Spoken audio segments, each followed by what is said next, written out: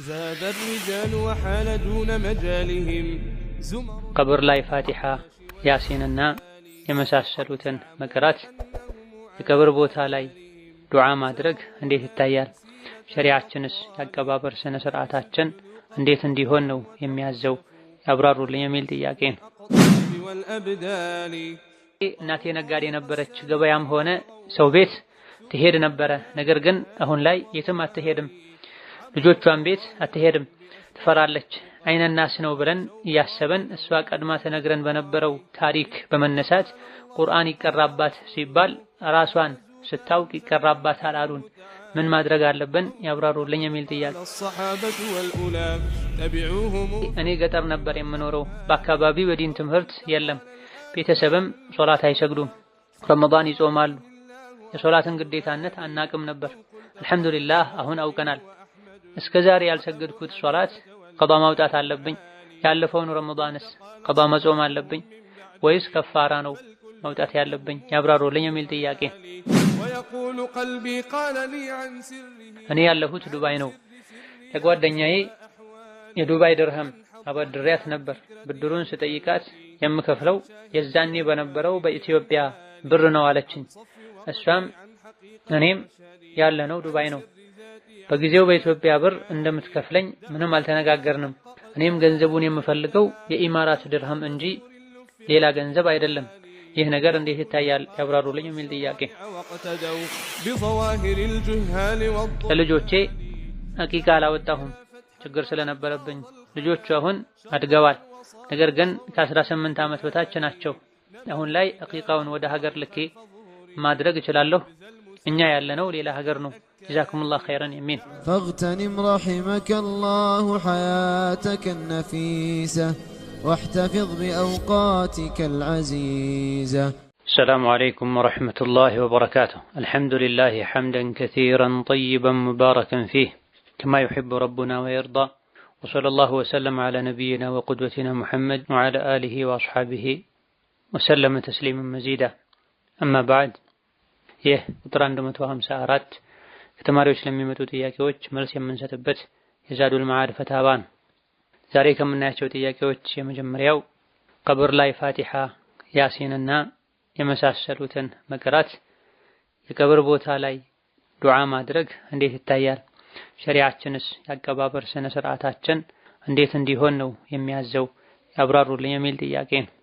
ቀብር ላይ የሞተ ሰው ላይ ፋቲሃም ይሁን ሌላ ሱራዎችን መቅራት ከነቢዩ ሰለላሁ ዐለይሂ ወሰለም አልተገኘም። ቁርአን የወረደው በህይወት ያሉ ሰዎች ቀርተው ሊማሩበት ሊገሰጹበት ነው እንጂ መቃብር ላይ ሙታን ላይ ሊቀራ አይደለም።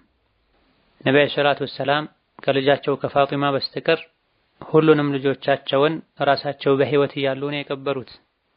ሌሎችንም በርካታ ወንድና ሴት ዘመድና ዝምድና የሌላቸው ሱሐቦችንም ጭምር ቀብረዋል። ከነዚህ መሃል የተኛውም ሱሐባ ሲሞት ፋቲሃ ቅሩለት አላሉ። ቀብሩ ላይ ቆመው ያሲንም ይሁን ሌላ ሱራዎችን አልቀሩም። ከመንገዶች ሁሉ ያማረና ትክክለኛ መንገድ የነቢ መንገድ ነው። ሶላትን እኔ ስገድ እንዳያችሁት ስገዱ፣ ሐጅን እኔ ሳደርግ እንዳያችሁት አድርጉ እንዳሉት ሁሉ ሌሎችም ከዲን ጋር ግንኙነት ያላቸው ተግባሮች ከነቢዩ ሰለላሁ ዐለይሂ ወሰለም በተላለፈልን መሰረት ነው ሊሆን የሚገባው። ሰው ልጅ ሞቶ ሲቀበር ዱዓ ማድረግና እስትግፋር ማድረግ እንደሚወደድ ነው ከነቢዩ ሰለላሁ ዐለይሂ ወሰለም የተገኘው እንጂ ቁርአን እንደሚቀራ በሐዲስ አልተነገረም። ለሟቹ አላህ ተባረከ ወተዓላ ምህረት እንዲለግሰው اللهم اغفر له وارحمه اللهم اغفر له وارحمه ይባላል። ዱዓ ይደረግለታል። የሚደረገው ለሟቹ ነው። ሟቹ ራሱ ሊለመን አይገባም። ከአላህ ውጪ ማንም አይለመንም። ቀብር በሚዘየርበት ጊዜ ለሙታን ዱዓ ይደረጋል። አዲስ ሲቀበር ዱዓ ይደረጋል። ጀናዛው ሳይቀበር በፊት ያልሰገደ ከተቀበረ በኋላ ቢደርስ የተቀበረበት ስፍራ ላይ የሰገደ ዱዓ ይደረግለታል። በተረፈ ልክ ሲቀበር ወይም ተቀብሮ እንደተጠናቀቀ በጀማዓም ይሁን በተናጠል ያሲን መቅራት፣ ፋቲሃ መቅራት፣ ለቅሶ ሊደርሱ ሲሄዱ ለቅሶ ለመድረስ የመጡ ሰዎች ፋቲሃ ቅሩ ወይም ፋቲሃ እንቅራ ብለው ነቢ ያላደረጉትን ነገር ሱሐቦች ያላደረጉትን ነገር ማድረግ አግባብ አይደለም። ሙታኖቻችሁ ላይ ያሲን ቅሩ የሚል ሐዲስ አለ። ብዙ የሐዲስ ሊቃውንት ሐዲሱ ትክክል እንዳልሆነ ደካማ ወይም ضعيف ሐዲስ እንደሆነ ተናግረዋል። ሶሒህ ነው እንኳ በሚሉት ቢኬድ አላ መውታኩም ማለት ጣረሞት ላይ የደረሱ ላይ ተብሎ ነው የሚፈሰረው። ቀድ ቃመት ሶላ ይባላል ሶላት ሲቃረብ እንጂ ሙእዚኑ ቀድ ቃመት ሶላት ሲል ሰላት ተጀምሮ ማለት አይደለም፣ ሊጀመር ነው ተዘጋጁ ማለት ነው።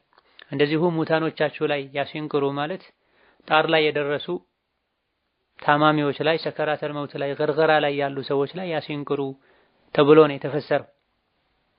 فإذا قرأت القرآن فاستعذ بالله ቁርአን ሲቀራ ከፊት አዑዙ ቢላሂ ሚነ ሸይጣኒ ረጂም ይባላል። ይሄን መመሪያ አላህ ሲነግረን فإذا قرأت القرآن ነው ያለው። ቁርአን በቀራህ ጊዜ አዑዙ ቢላህ በል ነው ያለው። ልትቀራ ስትል ማለት ነው። እዚህም ጋር ሊሞት ሲል ጣር ላይ ሲደርስ ገርገራ ላይ ያለ ሰው ላይ ያሲን ቅሩ ማለት ነው የተፈለገው። ይሄም ሱረቱ ያሲን ውስጥ ስለ አኺራ፣ ስለ ጀነት፣ ስለ አላህ ጸጋ የሚገልጹ አንቀጾች ስላሉ እንዲጽናና እንዲረጋጋ ነው ይሄን ሱራ መቅራቱ የተወደደው። ሐዲሱ ትክክል ነው ከተባለ ሐዲሱ ሶሒህ ነው በሚለው ከተኬደ አንድ ሰው መሞቱ እንደተረጋገጠ አይንና አፉን መክደን ስርዓቱን በጠበቀ መልኩ ፈጥኖ ጀናዛውን ማጠብ፣ በንጹህ ጨርቅ ከፈን፣ ወንድ ከሆነ በ3 ሴት ከሆነች በ5 መገነዝ መከፈን፣ እዳ ካለበት እዳውን መክፈል፣ ሶላተል ጀናዛ እሱ ላይ መስገድ፣ መቃብርን አስፍቶ ጠለቅ አድርጎ አሳምሮ መቆፈር፣ ከዛ አስተካክሎ መቅበር የጀናዛ ሐቅ ነው። ነብዩ ሰለላሁ ዐለይሂ ወሰለም ጉድጓድ የሚቆፍሩ ሰዎችን አህሲኑ ወአውሲዑ ብላ አሳምራችሁ ቆፍሩ ሰፋም አድርጉት ብለው አዘዋል። ግማሽ ወይም የተወሰነ ቆፍረው ጀናዛ የሚያስገቡ ሰዎች አሉ። አጥብበው ቆፍረው ከሬሳው ቁመት ጋር የማይመጣጠን ሆኖ ዳግም ጀናዛው የሚያወጡበት ሁኔታ አለ። አንዳንድ አላዋቂዎች ዋናው መልካም ስራ መስራቱ እንጂ በቁመቱ ልክ ተቆፍሮ መቀበር አለመቀበሩ ጉድጓዱ ጥልቀት ያለው መሆን አለመሆኑ አይደለም የሚሉበት ሁኔታ ሊኖር ይችላል። ነገር ግን ሸሪዓችን ሰፋ ያለ ጥልቀት ያለው በአማረ መልኩ የተዘጋጀ እንዲሆን ነቢያችን ሰለላሁ ዐለይሂ ወሰለም መክረዋል።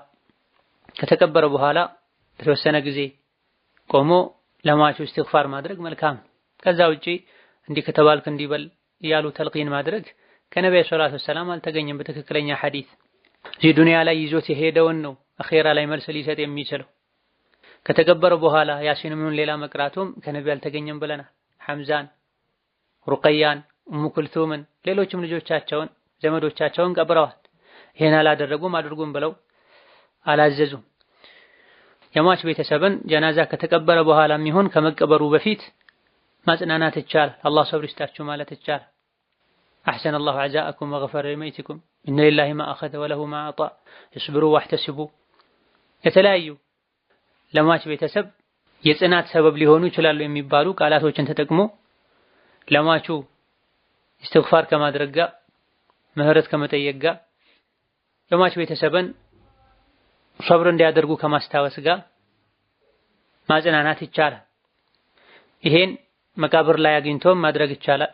መስጂድ ጀናዛ ሲሰገድ ለጀናዛ መስጂድ ሲሰበሰቡም የሟች ቤተሰብን አግኝተው ማጽናናት ይቻላል።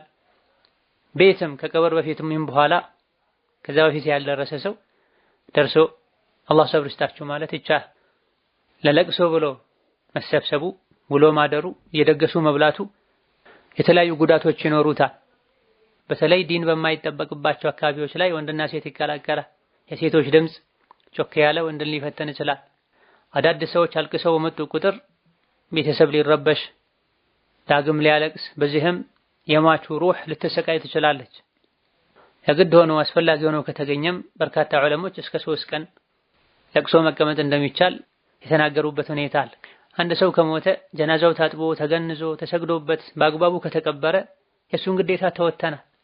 ከዛ በኋላ ለሱ የሚጠቅመው ዱዓና እስትግፋር ሰደቃ መስጠት ነው እንጂ ሙሉ ቤተሰብ ስራ ፈቶ ሌሎችም ከተለያየ አካባቢ 2-3 የደጋግመው እንዲመጡ የተደረገ ንብረት እየባከነ ቀናቶችን ሊያሳልፉ አይገባም።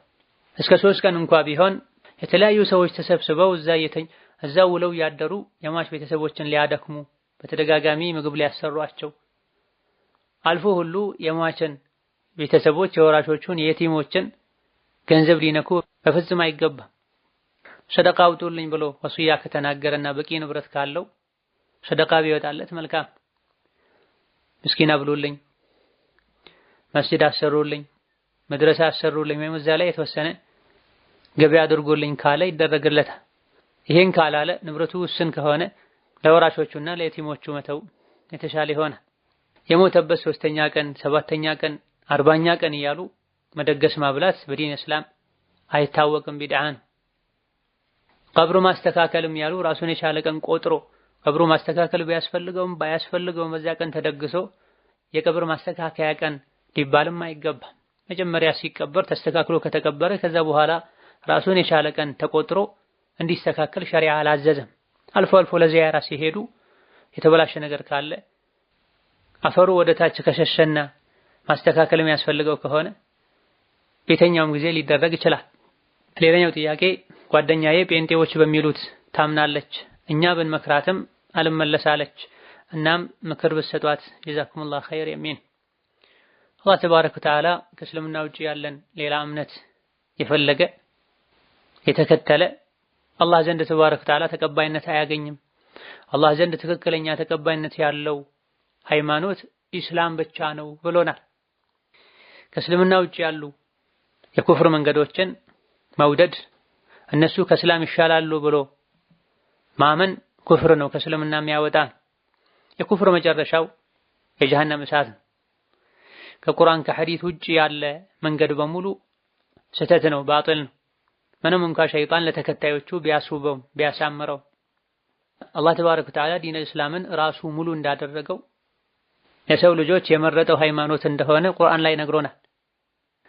አይደለም እንደፈለጉ ሃይማኖታቸው የሚመሩ ጴንጤዎች ይቅርና የሱ ተከታይ ነን የሚሉት ነብዩላህ ዒሳ እንኳን በህይወት ቢኖር ሙሳ በህይወት ቢኖር ነብይ መሐመድን ከመከተል ውጪ ሌላ አማራጭ እንደማይኖረው ነብዩ ሰለላሁ ዐለይሂ ወሰለም ተናግረዋል።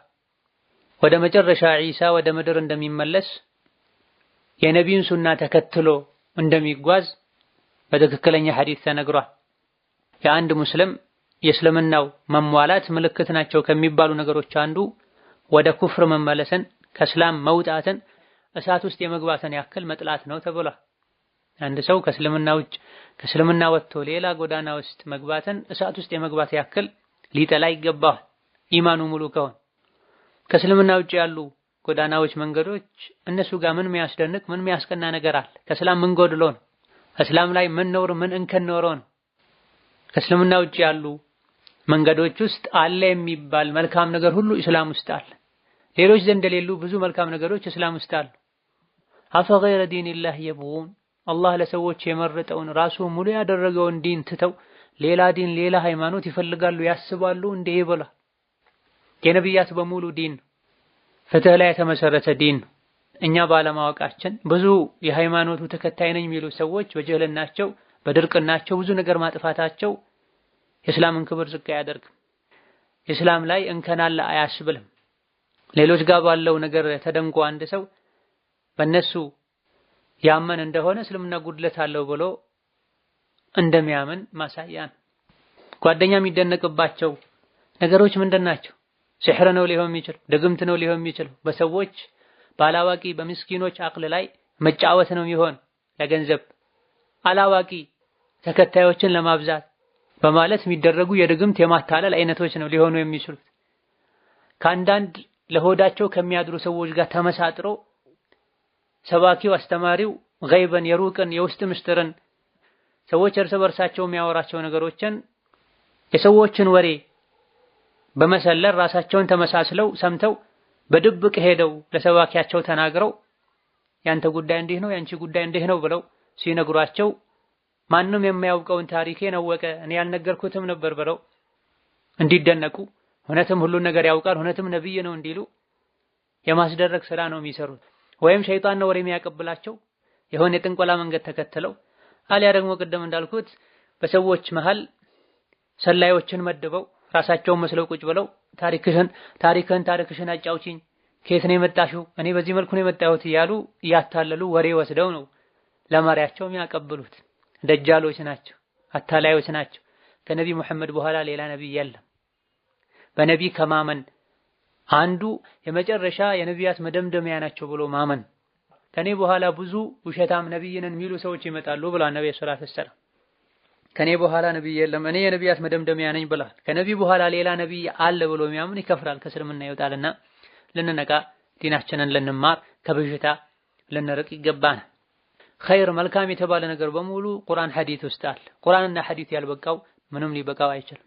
ሌላኛው ጥያቄ እናቴ ነጋዴ ነበረች፣ ገበያም ሆነ ሰው ቤት ትሄድ ነበረ። ነገር ግን አሁን ላይ የትም አትሄድም፣ ልጆቿን ቤት አትሄድም፣ ትፈራለች። አይነናስ ነው ብለን እያሰበን እሷ ቀድማ ተነግረን በነበረው ታሪክ በመነሳት ቁርአን ይቀራባት ሲባል ራሷን ስታውቅ ይቀራባታል አሉን።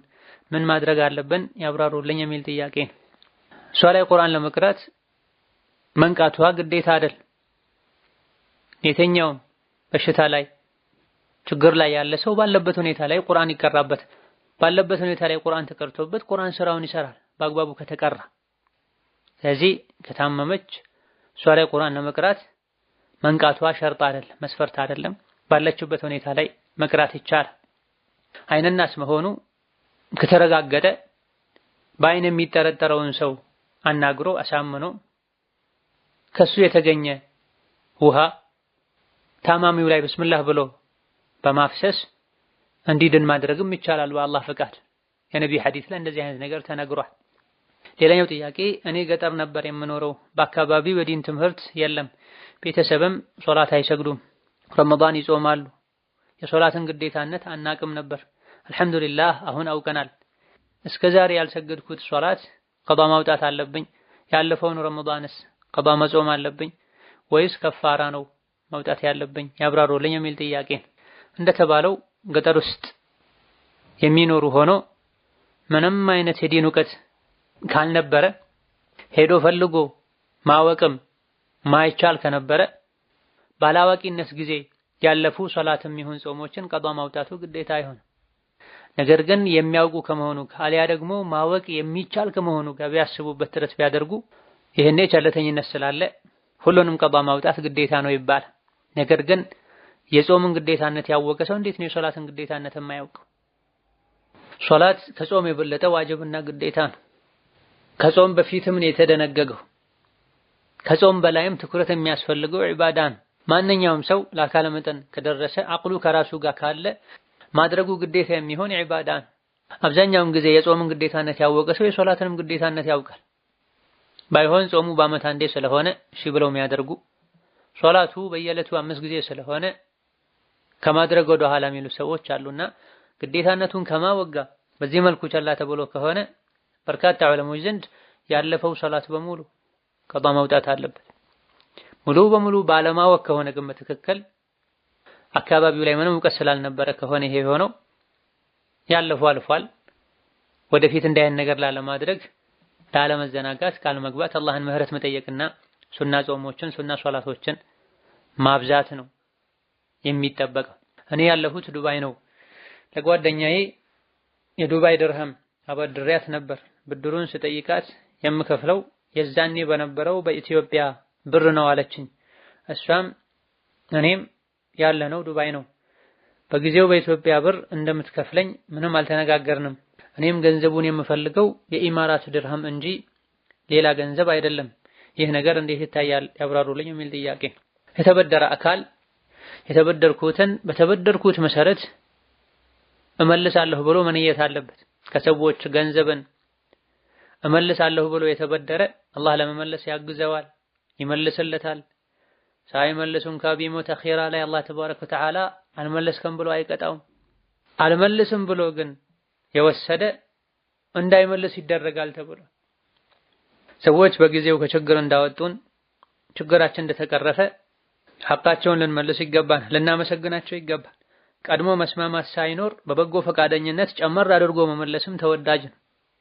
አበዳሪው እንዲጨመርልኝ ብሎ አስቦ እስካልሰጠ ድረስ ችግር የለው። ተጨምሮ እንዲመለስልኝ ካለ ሸርጥ ካደረገ ሪባ ይሆናል። እሱ ግን ይሄን ሳይል የተበደረው አካል ለማመስገን ውለታን ለመመለስ ጨመር አድርጎ ቢመልስ መልካም። መክፈል እየቻሉ ማዘግየት፣ ሞልቶ መስጠት እየቻሉ ማጉደል ተገቢ አይደል። መጥሉል ገኒይ ዙልሙን ብለዋል ነብዩ ሰለላሁ ዐለይሂ ወሰለም። የተበደረውን መመለስ እየቻለ ዛሬ ነገ የሚል ድርጊቱ ዙልም ነው፣ ግፍ ነው፣ በደል ነው ብላ። ገንዘብ የተበደረ ሰው በመሰረቱ የወሰደውን የገንዘብ አይነት ራሱን ነው መመለስ ያለበት። ድርሃም የወሰደ ድርሃም፣ ሪያል የወሰደ ሪያል፣ ብር የወሰደ ብር ነው መመለስ ያለበት። ሲያበድር ሲበደር ስትመልሰልኝ እገሌ በሚባለው የገንዘብ አይነት ነው የምትመልሰው ካሉ በዛ በራሱ ይሆናል። በሚመለስበት ጊዜ በሌላ አይነት ገንዘብ ሲመለስ በብድሩና በመክፈያው ጊዜ መሃል የነበረው የምንዛሬ ሁኔታ ከተቀያየረ የሚታሰበው ገንዘቡ በሚከፈልበት ቀን በነበረው ዋጋ ነው፣ ያኔ በነበረው ሳይሆን። መጀመሪያ ገንዘቡን ራሱ ልትመልስልኝ ከተባለ ያ የተወሰደው አይነት ገንዘብ ራሱን መሆን ያለበት። ድርሃም ነው የወሰዱት፣ ድርሃም መመለስ ግዴታ ይሆናል። በሌላ ገንዘብ ትመልስልኛለህ ከተባለ በዚህ ከተስማሙ በሚመልሱበት ጊዜ ያኔ የወሰዱት ገንዘብ አሁን መከፈል ባለበት የገንዘብ አይነት ባለው ምንዛሬ መጠን ነው መሆን ያለበት። የዛሬ 3 ዓመት ለምሳሌ አንድ ሰው ድርሃም ቢበደር ሲመልስ ድርሃም ራሱን ነው መመለስ ያለበት። አይ በብር መልሳለሁ ካለ ወይም በዚህ ከተስማሙ በሚከፍሉበት ቀን የአንድ ድርሃም ዋጋ ስንት እንደሆነ ታይቶ በሚከፈልበት ዓመት በሚከፈልበት ቀን ዋጋ ነው መሆን ያለበት። የተባበረና መልካምን ነገር ያደረገልንን ሰው የሚበደለን ስራ መስራት ተገቢ አይደለም። መጥል ውስጥ ይገባል። መክፈል እየቻለ አልከፍልም ብሎ የሚያስቸግር ዛሬ ነገ የሚል ስራው ዙልም ነው፣ ግፍ ነው ብሏል ነብዩ ሰለላሁ ዐለይሂ ወሰለም። ሌላኛው ጥያቄ ለልጆቼ አቂቃ አላወጣሁም ችግር ስለነበረብኝ፣ ልጆቹ አሁን አድገዋል፣ ነገር ግን ከ18 ዓመት በታች ናቸው። አሁን ላይ አቂቃውን ወደ ሀገር ልኬ ማድረግ እችላለሁ? እኛ ያለነው ሌላ ሀገር ነው። ጀዛኩሙላህ ኸይረን የሚል አሁን የግድ ልጆች ባሉበት ወይም ወላጆች ባሉበት ሀገር ብቻ ነው አቂቃ የሚወጣው አይባል። ሌላ ሀገር ተልኮ አማና ያለውን ሰው ወክሎ አቂቃው እንዲወጣ ማድረግ ይቻላል። በላጩ አቂቃን ህፃናት እንደተወለዱ በ7ኛ በ14ኛ በ21ኛ ቀን ማድረግ ነው። በዛ ጊዜ ያልቻለ ሰው ሌላ ጊዜ አቅም ሲያገኝ ቢያደርግ ችግር የለም። ሌላኛው ጥያቄ ከረጅም ጊዜ በፊት ፀጉር ቤት ሄጄ ተሰርቼ ነበረ። ስለ ዲን አላውቅም ነበር። የሰራኝም ወንድ ነበር። ከተሰራሁ በኋላ በፎቶ ቀረጸው፣ በጣም ጥሩ አሰራር ነው ለሰዎች አሳያለሁ ብሎ አሁን ላይ ሐራምነቱን አወቅኩ። ነገር ግን ምን ማድረግ አለብኝ? አጥፋለኝ ለማለት እንኳ ቦታውን ማስታወስ አልችልም። ምን ይመክሩኛል የሚል ጥያቄ። ሙስሊም ነኝ ሲል አስቀድሞ ከሙስሊም የሚጠበቁ ማይጠበቁ፣ ለሙስሊም የሚፈቀዱ ማይፈቀዱ ነገሮችን ማወቅ አለበት። ሴት ልጅ ጠጉሯን ገልጣ መሄድ አትችልም። በሁሉም ሊቃውንት ስምምነት ሁሉም የእስልምና መንገድ ላይ ያሉ አዋቂዎች ዑለሞች ሴት ልጅ ጠጉሯን ገልጣ መሄድ ለአጅነቢ ወንድ ጠጉሯን ማሳየት እንደማትችል ይስማማሉ። አንዳች ኺላፍ የለም። ታዲያ ከቤት ስትወጣ ገበያ ስትሄድ ጠጉሯን ሸፍና መሄድ ግዴታ እንደሆነባት ከማወቅ ዋጋ ፀጉር ቤት ሄዳ ጠጉሯን ገልጣ ወንድ እንዲሰራት ማድረግ እንደማይፈቀድላት ልታውቅ ይገባል። ሆኖም የሰው ልጅ በመዘናጋት በመሳሳት ብዙ ነገር ሊያጠፋ ይችላል። በወቅቱ መስፈርቱን አሟልቶ ከተወበተ አላህ ደግሞ ይመራል። ኢላ መን ታበ ወአመነ ወዐሚለ ዐመለን ሷሊሐ ብሎ የተወበተ ሲቀር ከተወበተ ከተዘጸተ በኋላ እምነቱ ላይ ተውበቱ ላይ የጸና አስከትሎም ብዙ ኸይር ስራ የሰራ ሰው ሲቀር ብሏል። ይሄን ያደረገ አላህ አኺራ ላይ አይቀጣው።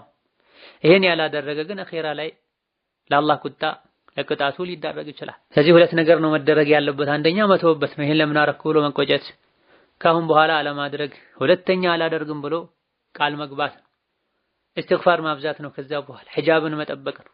ሁለተኛው ፎቶ ተነስቷል፣ የተነሳው ፎቶ ካለበት ተገኝቶ ማስወገድ ነው። የሚቻል ከሆነ ይደረጋል። ይሄ ይኖሩበት የነበረውን አካባቢ ያሰሩበትን አካባቢ ለይቶ አውቆ ሄዶ በማጣራት ከዚህ ፊት እንደዚህ አይነት ስያሜ የነበረው ፀጉር ቤት እዚህ አካባቢ ነበረ፣ አድራሻ ቀይሮ ከሆነ ወዴት ነው ብሎ በማጣራት ለማስወገድ መጣር ነው። ከተቻለ አልሐምዱሊላህ መከፈል ያለበት ዋጋ ተከፍሎ መወገድ አለበት። ካልሆነ ባደረጉት ከተዘዘቱ ሁለተኛ ላለማድረግ ቃል ከገቡ የተስተካከለ ተውበት ካደረጉ በቂ ነው። ሙስሊም ሴት አይደለም ፀጉሯን ገልጣ ወንድ ጋር ረጅም ሰዓት ተቀምጣ እንደፈለገ ሊጫወትባት ሊያያት ሊነካት ልትፈቅድ ይቅርና ሙሉ ሒጃብ አድርጋ እንኳ ወንጀል የሚበዛበት ቦታ ላይ አጅነቢ ወንድ ያለበት ቦታ ላይ አትገኝ። የአንድ ሰው አናቱ በጋለ ስለት ቢወጋ ይሻለዋል አጅነቢን ከሚነካ ተብሏል በመعنى الحديث። ሌላኛው ጥያቄ አሰሪ ትልቅ ሰው ናት፣ ገንዘብ እኔ ጋ ነው የሚቀመጠው፣ የካዝና ቁልፍ ሰጥተውኛል፣ የሚያስፈልገንን ወጪ አወጣለሁ፣ አሁን ሀገር ለመግባት አስቤያለሁ፣ ይህን ገንዘብ ለወንድ ልጆቿ ነው ወይስ ለሴት ልጆቿ ማስረከብ ያለብኝ ጨንቆኛል ያብራሩልኝ የሚል ጥያቄ። በዚህ መልኩ ለአማና መጨነቅ የኢማን ምልክት ነው። አማናን አምኖ ለሰጠን አካል መመለስም ግዴታ ነው። ሴትየዋ በህይወት ካለች አቅሏ ከራሷ ጋር ካለ ንብረቷን መቆጣጠር የምትችል ከሆነ ገንዘቡን የካዝናውን ቁልፍ ለራሷ ማስረከብ ነው። ነገር ግን በእድሜ መግፋት ምክንያት ራሷን ማታውቅ ከሆነ ከልጆቿ ውስጥ የቤተሰብ ኃላፊ መሪ በመሆን የሚታወቅ ካለ ለሱ መስጠት፣ ሁሉም አምኖ ተስማምቶ መሪ ያደረገው አካል ካለ። ይህ ከሌለ ደግሞ ሙሉ ልጆቿን ሰብስቦ ይሄ የእናታችሁ አማና ነው፣ ንብረት ነው፣ እኔ ወደ ሀገሬ ልመለስ ነው ብሎ በጋራ ለሁሉም ማስረከብ። ሌላኛው ጥያቄ እኔ የተረገዝኩት እናትና አባቴ ኒካህ ከማሰራቸው በፊት ነው። ለኔ ኒካህ ያሰረልኝ ደግሞ አባቴ ነው። በሸሪዓ አባት እንዳልሆነ ሰማሁኝ። የኔስ ኒካህ ውድቅ ነው? ከሆነስ ማን ነው የሚያስረው? ከባሌ ጋር ያለው ነገርስ መቋረጥ አለበት? ልጆችም ወልደናል ቢያብራሩልኝ የሚል ጥያቄ። ብዙ ጊዜ እንደዚህ አይነት ችግሮች ውስጥ የምንገባው ቀድመን ዲናችንን ባለማወቃችን። አልሐምዱሊላህ አሁን ላይ እውቀት ማግኛ መንገዶች በጣም እየተስፋፉ ነው፣ እየነቃን ነው፣ ብዙ ስህተቶቻችንን እያወቀን ነው። ከመጀመሪያ ጀምሮ ብንማር ለዲናችን ትኩረት ብንሰጥ ከብዙ ስህተቶች እንድን ነበር። በስህተት ኖረው በስህተት አግብተው ወልደው የሚሞቱ ሰዎች አሉ። ቀጥታ ዝሙት ሰርታችኋል ተብለው አላህ ዘንድ ላይ ይቀጡ ይችላሉ። የሚችሉትን ያክል ጥንቃቄ አድርገው ኒካህ ነው ብለው እስከ መሰረቱ እስከ ተገናኙ ድረስ። ነገር ግን ትክክል አለመሆኑን ለምን አላወቅም፣ ለምን አልተማርክም፣ ለምን አልተማርሽም ተብለን ግን መጠየቅ ሊኖር ይችላል። ዑሙመን በዚና ወይም ከኒካህ በፊት የተወለደ ልጅ ዝምድናው የሚቀጥለው ከሴቷ ወይም ከእናቱ ጋር ብቻ ነው። በአባት በኩል ዝምድናው አይሰራጭ። በዚህ በሐራም ግንኙነት የተፈጠረው ልጅ የሱ ልጅ አይሆን፣ ለቤተሰቦቹም ዘመድ አይሆን። ዝምድና የሚኖረው ከእናቱና ከእናቱ ወገኖች ጋር ብቻ ነው። ስለዚህ ከጋብቻ በፊት ከኒካህ በፊት ሐራም በሆነው ቆሻሻ በሆነው ዚና ልጅ እንዲወለድ ሰበብ የሆነ ወንድ ኋላ ላይ በአግባቡ በስርዓቱ እንደወለደ ሰው በክብር በዚህ መልኩ የተወለደችን ሴት መዳር አይችልም። ኒካህ የሚታሰረው ሸሪዓ ፍርድ ቤት ላይ ነው። ይሄ የሷ ጥፋት አይደለም። ብዙ አላዋቂ የሆኑ ሰዎች በዚና የተወለዱ ልጆችን የሚያገሉበት ሞራላቸው የሚነኩበት ሁኔታ አለ። እነሱም የበታችነት ሲሰማቸው አልፎ ሁሉ እሱ ሶላት ማሰገድ ይችላል እንዴ የሚሉበት፣ በዚና ለተወለደ ሰው ሰደቃ መስጠት ይቻላል እንዴ የሚሉበት ሁኔታ አለ። ወላ ተዚሩ ዋዚረቱን ዊዝረ ኡኽራ። ይሄ አላዋቂነት። አንዲት ንጹህ ነፍስ የሌላን ወንጀለኛ ነፍስ ጥፋት ወንጀል አትሸከምም ተብሏል። ጥፋት ያጠፉት ከላይ ያሉት ናቸው፣ አባት እናት የሚባሉት ናቸው፣ ዝሙቱን የፈጸሙት ናቸው። ስለዚህ በሐራም ግንኙነት የተወለደች ሴት ልጅ ኒካህ የሚያስርላት በሀገሩ የሚገኝ የሙስሊሞች መሪ ነው ወይም ተወካዩ ነው ወይም በሀገራችን ሸሪዓ ፍርድ ቤት የሚባለው። ባለማወቅ ከኒካህ በፊት እንድትወለድ ሰበብ የሆነው ወንድ ኒካህ ያሰረላት እንደሆነ ኒካሁ ትክክል አይሆንም። በጊዜው እውቀት ስላልነበራቸው ትክክል የሚሆን መስሏቸው ካሰሩት ትክክል አለመሆኑን እስካወቁበት ጊዜ ድረስ ትክክል እንደሆነ ይቆጠራል። ግንኙነታቸው ዝሙት አይባልም፣ የተወለዱ ልጆችም የዚና ልጅ አይባሉም። ነገር ግን ትክክል አለመሆኑን ካወቁበት ቅጽበት ጀምሮ ወደ ማስተካከል ህጋዊ ወደ ማድረግ መሄድ አለባቸው። ሸሪዓ ፍርድ ቤት ሄዶ ሁለት ምስክር አስቀምጠው ኒካህ ማደስ ማለት። በዚህ መልኩ ለሚታደስ ለሚስተካከል ንያ ሶስቴ ሐይድ አይተው እስኪጠሩ ወይም 3 ወር እስኪሞላ ድረስ መለያየት አያስፈልግም። ጋብቻ የሚመስል ነገር ሳይኖር እንዲሁ በግልጽ በዝሙት ለተገናኘ ሰው ነው ለ3 ወር ሶስቴ ሐይድ አይታ እስክጠራ ድረስ ሴቷ ይጠበቅ የሚባል። ስለዚህ መጀመሪያ የሚቻል መስሏቸው ባለማወቅ በጀህልና አልያ ደግሞ ችግር የለውም የሚል ፈትዋ የሚመስል ነገር ሰምተው ከሆነ ይሄን ያደረጉት ትክክለኛውን አቋም እስከሰሙበት ጊዜ ድረስ የነበረው ጋብቻቸው ትክክል ነው ይባላል። ልጆችም የዚና አይባሉም፣ እንደ ትክክለኛ ልጅ ይቆጠራሉ። ከዛ በኋላ ግን ለአንድ ቀን አብረው ማደር የለባቸው፣ ማስተካከል ይጠበቅባቸዋል። እስኪ ያስተካክሉ ጊዜ የሚወስድ ከሆነ አልጋ መለየት ይጠበቅባቸዋል። ከባል ጋር ያለ ግንኙነት መቋረጥ አለበት ወይ የለበትም? መስተካከል ነው ያለበት ቀደም ሲል በተብራራው መሰረት። ሌላኛው ጥያቄ አንዲት ሴት ከባለቤቷ አረገዘች። በዚህ አጋጣሚ ተጣልተው ስለነበረ በጣም እየደበደባትም ነበር። ማርገዟን ስትነግረው ባዶ ቤት ምንም ሳያደርግላት ጠፋ። እሱ ምንም የለው የሚኖረውም እሷ ቤተሰቦች ጋር ነው። መውለድና ማሳደግ ስለማትችል ጽንሱን አስወረደችው። ምን ማድረግ አለባት የሚል ጥያቄ።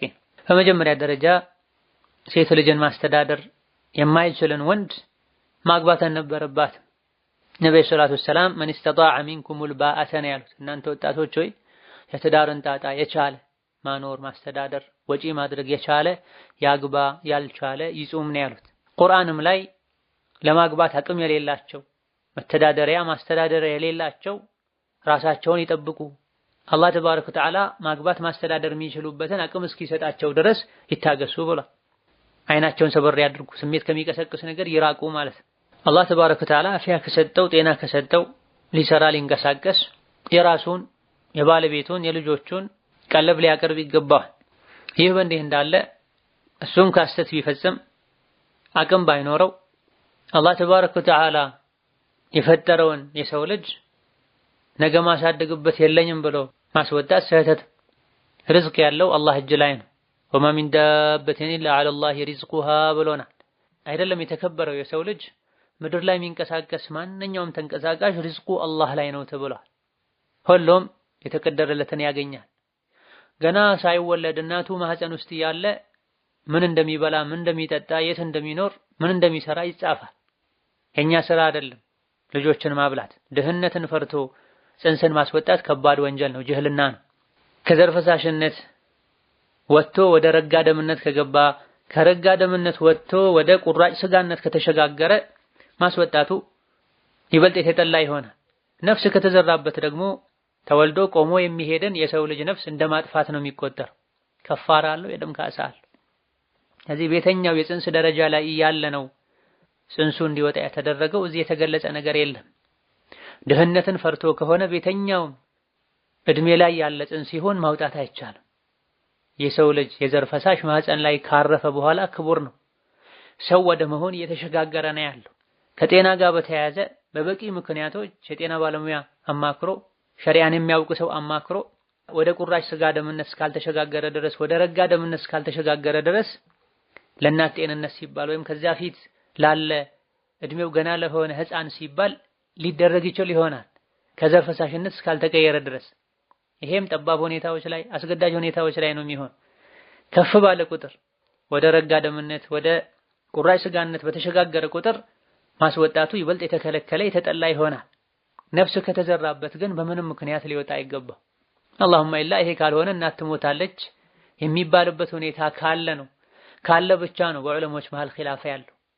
ይሄም ላይ ቢሆን በርካታ ዑለሞች የእናት ነፍስ የእናት ህይወት እንደሚባለው ሁሉ ጽንሱም ህይወት አለው፣ ነፍስ አለው። ጽንሱም ማስወጣት ህይወቱን እንዲያጣ እንደሚያደርግ እርግጠኛ ነው፣ የሚታመንበት ጉዳይ ነው። ምንም እንኳ የጤና ባለሙያዎች ጽንሱ ካልወጣ አትደንም እንኳ ቢባል ሊሆንም ላይሆንም የሚችል ነገር ልደንም ላደንም ትችላለች። ጽንሱ ግን ወጥቶ በህክምና እርዳታ መቆየት የሚችልበት እድሜ ላይ ሳይደርስ ማስወጣቱ ህይወቱ እንዲጠፋ ማድረግ እንደሆነ በእርግጠኝነት ይታወቃል። አጠራጣሪ የሆነን ነገር በእርግጠኝነት ለሚታወቅ ነገር ተብሎ አይደረም። አጠራጣሪ የሆነውን ሊሆንም ላይሆንም ይችላል ተብሎ የሚገመትን የእናትን ነፍስ ማዳን በእርግጠኝነት ህይወቱ እንደሚጠፋ የሚያምኑበትን የሚያውቁትን ወንጀል ድርጊት ለመፈጸም ሊያነሳሳ አይገባም።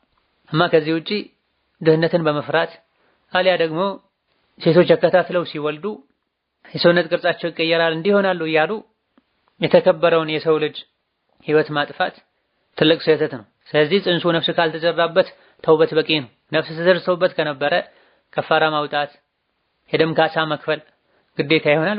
በተለያዩ ከዚህ ፊት ባለፉ የፈትዋ ፕሮግራሞች ላይ ከፋራው ምን እንደሆነ ካሳው ምን እንደሆነ ተብራርቷል። هذا والله تعالى اعلم። ዛሬ በዚህ እናበቃለን። ሰላም አለይኩም ወራህመቱላሂ ወበረካቱ።